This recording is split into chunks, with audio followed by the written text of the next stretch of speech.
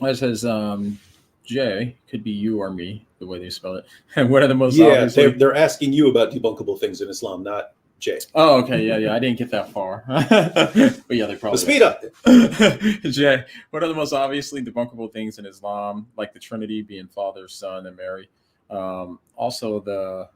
The Zabiba. He means Zabiba. The Pharisees. And that's that. You ever seen it? You see like Hamas guys, they got the mark on their head, where they obviously deliberately bang their head on the floor to give themselves an impressive. But yeah, it is parallel to, like, Jesus condemned the Pharisees for deliberately, showing off their phylacteries, these little, scripture boxes and so on, to make themselves look holy. But it's the same thing with it's for show. You're bumping your head on the floor, scratching your head on the floor, so you get this mark on your head that shows what a devout prayer you are. But notice it's for show. But yeah, what about that first one, Jay? As far as the most as far as the most debunkable, I don't think that is the most debunkable. That's chapter 5, verse 116 in the Quran.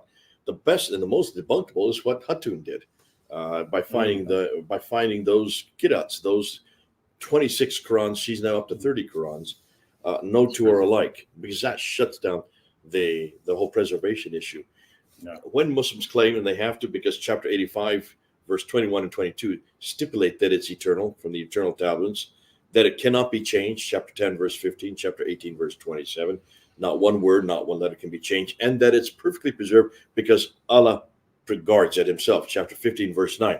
When Hatun came up with those 26, showing that there was not just one or two, there were 93,000 differences that they've been able to calculate. Wow. That just shut down that argument and debunked it so quick, so categorically. Wow. And the reason why it debunked it, most Muslims are not talking about the Trinity. Right. Muslims don't really care about the Trinity. Yeah. But every Muslim does believe in the preservation of Scripture, that it stands heads above any other Scripture, and that it cannot be critiqued, and that it has to be eternally preserved.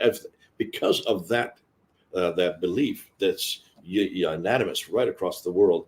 When that 5'2" woman was able to find those 26 and hold them up at Speaker's Corner, and then Yasser Qadi tried to explain. That's what set it all. That's what set it all in motion. Because then, like, Muslims were confronted with this right in front of their faces, and to say, "Hey, is that word that word?" Yeah. And I saw some of the desperation as they start posting online. She printed these Qurans on her own. like she's got a printing company and she's printing up Qurans with variants and so on. But they eventually, these guys start going to their Dawah guys. Wait a minute, you said perfect preservation right down to the letter. What is this? What's going on here? Yeah. And their Dawah guys tried to explain it in terms of dialects and so on. That didn't work. And so eventually, hey, let's get Yasser Qadi on here to clarify this for us. And what really holes in the narrative. What underlines it is what happened immediately after that interview. When you look at the comments on the YouTube channels of both Yasser Qadi and Muhammad Hijab, hundreds upon hundreds of Muslims saying, "I have left Islam and my blood is going to be on your shoulders." They had to shut down those comments. Yeah, they did. 2 weeks. Yeah, first they shut down the comments. Then they both took. Then they deleted it. By August, they deleted it. Not only that, anyone who was even sharing clips of it, as in video, in like we made videos using clips. Sheikh Yasser Qadi filed false copyright complaints, right? Because you're allowed to use copyrighted works. It's called fair use. If you're using it for purposes of education and criticism, that's exactly how we're using it. We're showing clips of what he's saying and responding to it. So he knew he was deliberately. He knows he's an academic. He knows what fair use is, right? So he was deliberately filing false copyrights. We've got it. I've got it. So does David have it. So does Hatun. So every June 20th, let's put her back up there and remind the world of that interview. So that so debunk it every year, one after another, because that needs to be redone. That needs to be refurbished so that people can see you cannot have a Quran that is eternal, or that has no word or no letter that has changed. Thank God we don't make those claims about the Bible. Yeah, and that's one of the most popular arguments for Islam. That's what Sneeko said when he. That was the main argument for many years. That and the scientific miracles. And now they acknowledge both of them were bogus. And you wonder for those who haven't left Islam, like how do you trust your Dawah guys after that? Yeah. When everything they said for all these years, their main arguments were bogus. And then now they're giving you different arguments. Yeah. Like Mohammed Hijab posted a video from some Dawah center. He's like, these guys are working on the next great arguments for Islam. It's like, wait, why you're coming up with new arguments because all your old arguments were exposed as lies. And now, like, why would anyone trust you guys after this? Yeah. Anyway, weird stuff. My Muslim friend told me that when I talked to him about the Trinity not being the Father, Son, and Mary, because nobody believed that, he brought up Coloridians. Yes. Yeah. You want to speak to that at all? I mean, I read the article you sent me, and it didn't sound like the Trinity at all. I mean, obviously, it was just there is a sect, there's a female sect that existed in around the 6th or 7th century called the Coloridians that had infused Mary as part of the Trinitarian formula. Whether or not that's what's going on here, we don't know. What we do know is that whoever wrote it did not confer or did not ask any Christians. It's rather odd if you're going to have the strongest doctrine of Christianity and you misrepresent it for everybody around you. That shows that either you're not just aware of what's happening or you just didn't care. Yeah, it's a parallel. It's a parallel to the issue of the Quran saying that Jews call Ezra the son of God. When we point out we've never heard of a Jew calling Ezra the son of God, Jews haven't heard of any. They're like, what are you talking about? The actual response, what Shabir Ali said is, hey, maybe it was just responding to one Jew. It's like, wait, why is that Allah's focus in the Quran as the general condemnation of Jews? And in the Hadith, that's the main accusation of Jews against Jews on Judgment Day. Why did you worship Ezra? And so it doesn't make sense. If you wanted to say, hey, this is in response to one person or some small group and not the real doctrine of the real group, why is Allah only familiar with that if this is his eternal speech? In other words, the more you say it's just some weird person or group that Muhammad is familiar with, the more it makes it sound like it comes from a person and not Allah's eternal speech. Is this your bottle? You don't mind if I have a sip to you? No, you can have. I've got more waters if you want some. Want water?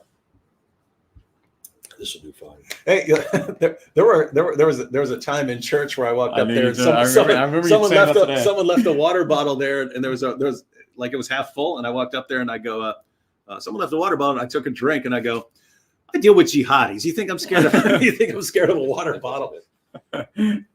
All right, it says, any thoughts about Islamic conversions from Christianity to Islam in prison or in urban context, especially with syncretism of Christianity, Islam, etc. Yeah. I mean, as far as conversions, we're in the West. We're all familiar with criticisms of Christianity. We encounter them all the time. So people are familiar with criticisms against Christianity. Islam has spread in an atmosphere of ignorance, especially in the prison system. And the reason is, Islam basically spreads in two ways. Either spreads by the sword or it spreads in an atmosphere of ignorance, where a Muslim preacher will come into an area, and if people don't know anything about Islam, and that's why we work so hard to educate people, if people do not know anything about Islam, this allows the Muslim preacher to say absolutely anything. So a Muslim preacher will walk into an area and say, oh, you believe in women's rights? Muhammad was a champion of women's rights. He's the greatest feminist who ever lived. They'll say that sort of nonsense and no one's there to raise the hand and say, no, that's wrong. Or if you talk about in the 1960s, when Islam was spreading with like Muhammad Ali and Malcolm X and so on, the message back then is, oh, look, Christianity enslaves people. Islam frees slaves and so on. No one was in a position. They didn't have the hadith in the 1960s. You didn't even have translations of Sahih al-Bukhari and Sahih Muslim. So no one's in a position to raise their hand and say, what are you talking about? Muhammad bought, owned, sold, and traded black African slaves, and his followers institutionalized the practice 1,000 years before the United States even existed. What are you talking about? No one could do that. And so Islam would spread in this atmosphere of ignorance, where preachers are saying whatever they need to say to get people to convert. And so if people are ignorant, they're just going to fall for that. And so you catch a guy who goes to prison, and the Muslim speaker comes in and, hey, let me tell you all these things. Oh, we've got perfect preservation. We've got scientific miracles. We've got all this evidence and so on. And people just aren't in the habit of looking into that, and often don't know how to look at. People don't know what the hadiths are and so on. They think they're hearing the truth about Islam from this preacher, because we generally think, I mean, if I ask a Hindu about Hinduism, I assume he's telling me the truth. Why would I think he's making things up? And that's true of almost anything, but it's just not true with Islam. Their Dawah guys will say, I mean, almost anything.